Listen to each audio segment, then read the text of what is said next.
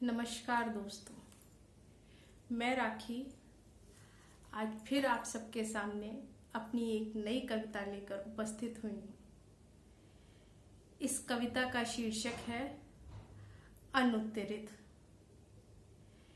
ये कविता मैंने उस समय के परिप्रेक्ष्य में लिखी है जब भगवान कृष्ण राधा जी को छोड़कर वृंदावन से मथुरा चले गए थे।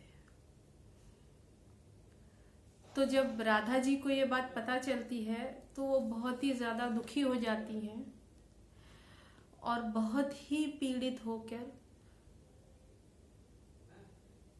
भाव विह्वल होकर उनसे कुछ पूछना चाहती हैं। वो जानती हैं कि कान्हा आप कभी नहीं आएंगे, लेकिन फिर भी उनके हृदय में जो पीड़ा होती है उसको वो कैसे बताती, तो ये मैंने अपनी चंद पंक्तियों में उतारने की कोशिश करी है। वैसे तो ये विषय बहुत ही व्यापक और वृहद है। अगर हम आध्यात्मिक रूप से देखें तो भगवान कृष्ण कभी राधा जी से अलग हुए ही नहीं थे।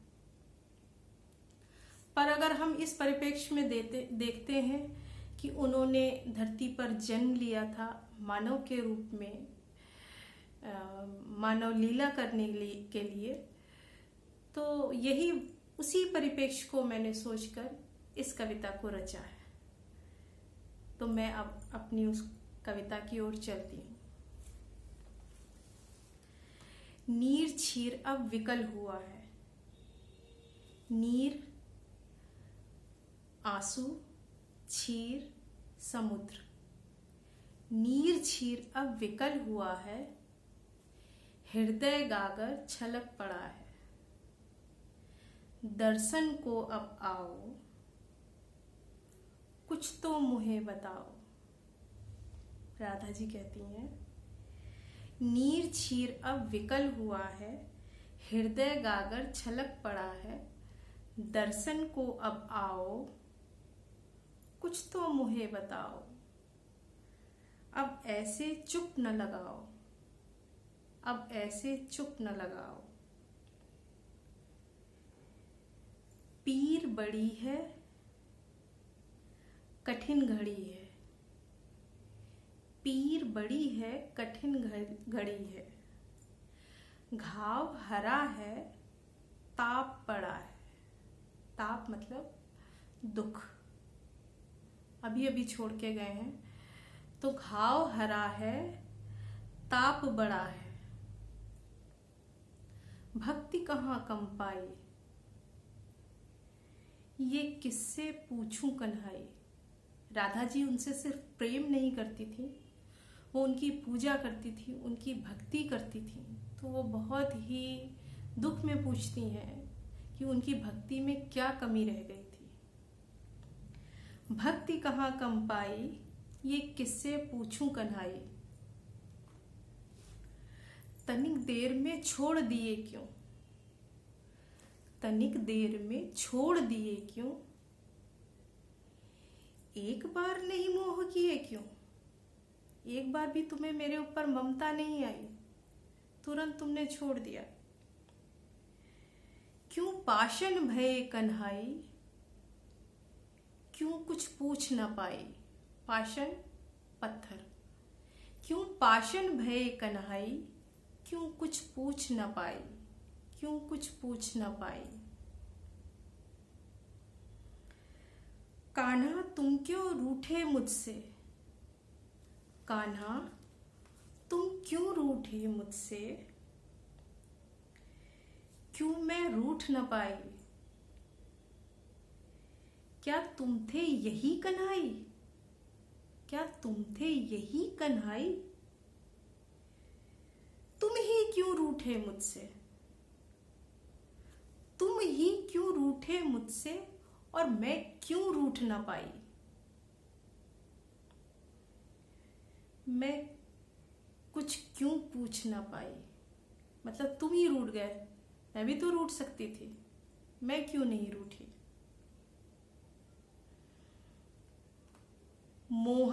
क्यों छोड़े मधुबन, मोहन तुम क्यों छोड़े मधुबन, और मैं क्यों छोड़ न पाई।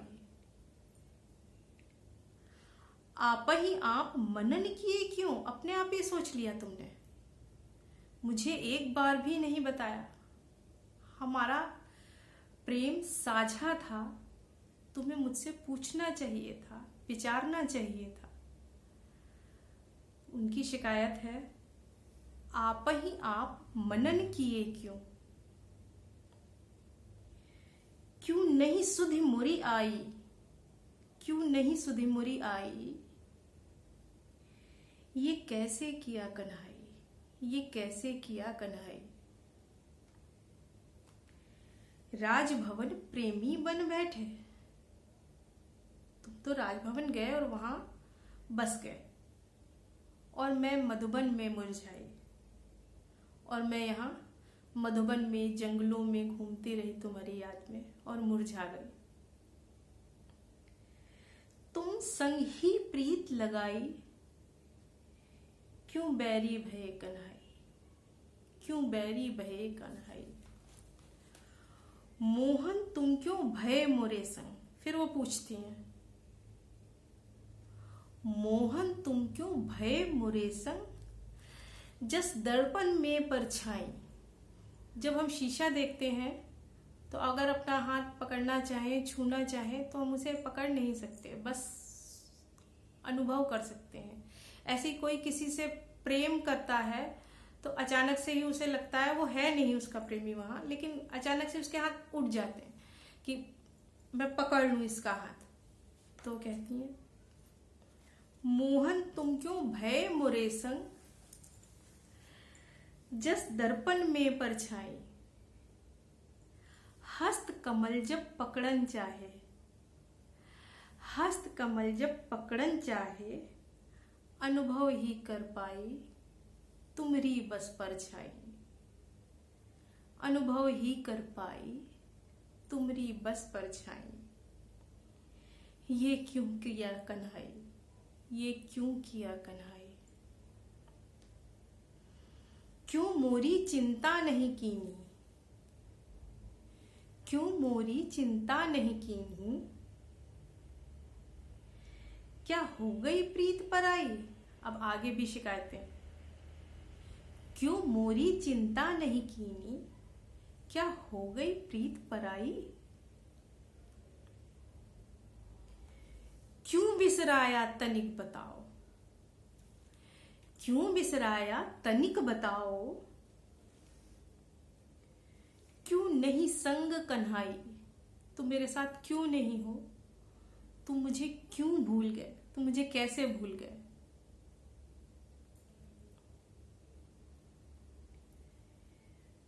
मैं तुम संग जस, फिर कहती हैं, मैं तुम्हारे साथ वैसे ही थी।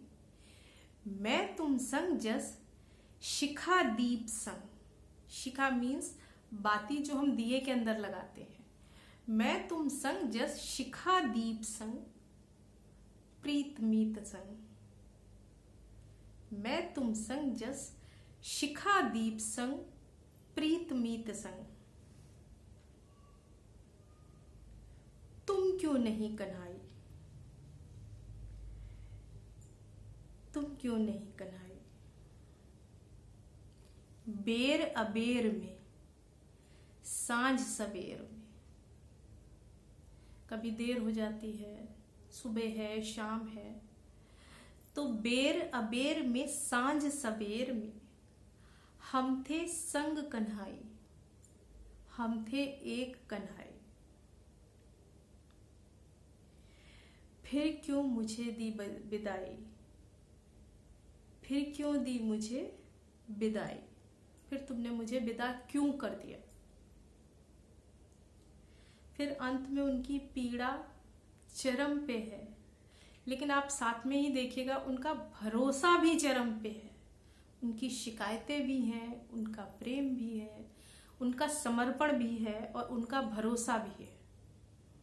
सारी चीजें इन अंतिम पंक्तियों में मैंने उनकी व्यक्त की हैं। तो सुनिएगा। अब मैं क्या करूं कन्हाई, अब मैं क्या करूं कन्हाई, और कहूं क्या तुमसे अब मैं और तुमसे क्या कह सकती हूँ, और कहूं क्या तुमसे अब मैं, हार गई मैं तुम्हारे दम पे। कितनी बड़ी बात है। कहती है अब मैं तुमसे और क्या कहूं, मुझे पता है मैं हार गई, मैं तुम्हें नहीं रोक पाई, तुम चले गए, लेकिन मैं हारी हूं। मैं चाहती तो ना हारती, लेकिन तुम्हारा मान रखने के लिए मैं हार गई। मैं हारी भी हूं तो तुम्हारे दम पे हारी हूं, क्योंकि मुझे तुम पर इतना भरोसा है, इतना विश्वास है कि तुम मुझे कभी भी नहीं छोड़ोगे। मेरा अहित कभी भी किसी भी परिस्थिति में होने नहीं दोगे। तो यहाँ शिकायतें, प्रेम, भरोसा, भक्ति, सब कुछ इस एक पंक्ति में मैंने उतारने की कोशिश करी है। और कहूं क्या तुमसे अब मैं, हार गई मैं तुम्हारे दम पे, छोड़ दिया सब तुम्हारे मन पे, छोड़ दिया सब तुम्हारे मन पे, इतना ही कर पाई मैं, इतना ही कर पाई। फिर आगे देखिए, अब वो क्या कर पाएंगे कि बस तुमको ही प्रभु कह पाई।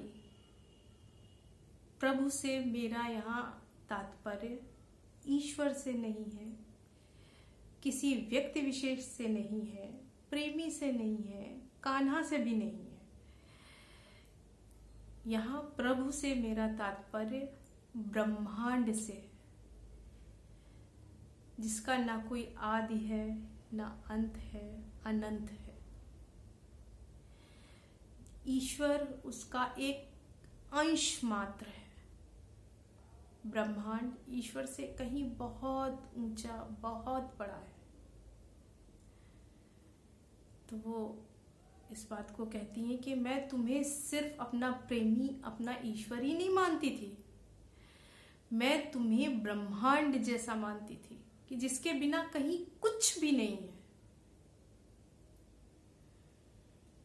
और कहूं क्या तुमसे अब मैं, हार गई मैं तुम्हारे ही दम पे, छोड़ दिया सब तुम्हारे मन पे, इतना ही बस कर पाई कि मैं तुमको ही प्रभु कह पाई। प्रीत की रीत निभाई, हाँ यही है प्रीत कन्हाई। फिर वो बता देती हैं कि प्रीत की क्या रीत होती है। अपने प्रेमी को हारने नहीं देना, उसमें अनंत भरोसा, श्रद्धा, सम्मान, सभी कुछ निहित होता है प्रीत में। तो यहाँ वो कहती हैं, प्रीत की रीत निभाई, हाँ यही है प्रीत कन्हाई। अगर मेरी ये कविता आप सबको कहीं से भी थोड़ा सा भी अच्छी लगी हो, मेरी बातों में कुछ भी गहराई हो, तो मुझे जरूर से बताइएगा। धन्यवाद।